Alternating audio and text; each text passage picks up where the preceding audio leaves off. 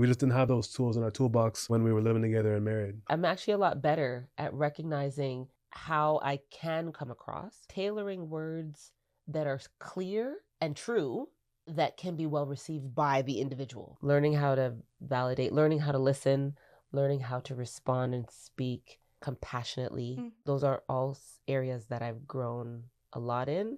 And I recognize the gap between how I show up now and the kind of responses I get versus then. And I can co-sign that. I'll give you a practical example. If it's not okay with you, then we can cut this part out. We were in the process of planning episode recordings. I wasn't feeling like the communication was meeting my desires or expectations.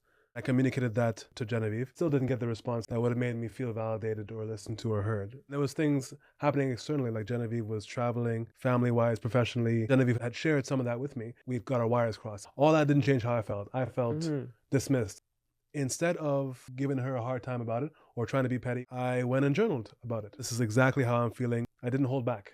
Then I also journaled the other side. What might Genevieve be experiencing right now? If I remove myself from my own feelings, what else is happening? What could I do better here? How could I improve the situation? What's my side of the fence? All that process, how I felt and how I looked at the situation was completely different.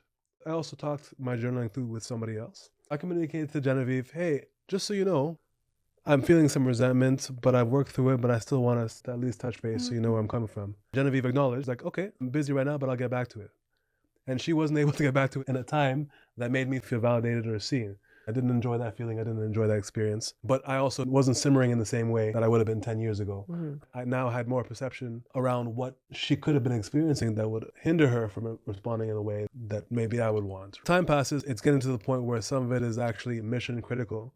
I need a response in order for us to put this together. So I sent her like a more direct message, not angry, not losing my temper, but just like, this is really what's happening logistically, and this is also how I feel. I need something better than what you've given me. And her response was exceptional. She apologized. She acknowledged where she could have done better. She explained her side of the fence, miscommunications, what she was experiencing. She also made a commitment. This is what I can do differently and when. She was very clear. After that text, I felt great. That example, I think, is a good example of both of our growth. Genevieve was communicative. She knows some of the things that might have triggered me or gotten me upset or that I might be looking for. And she was intentional about doing that. Again, we just didn't have those tools in our toolbox when we were living together and married.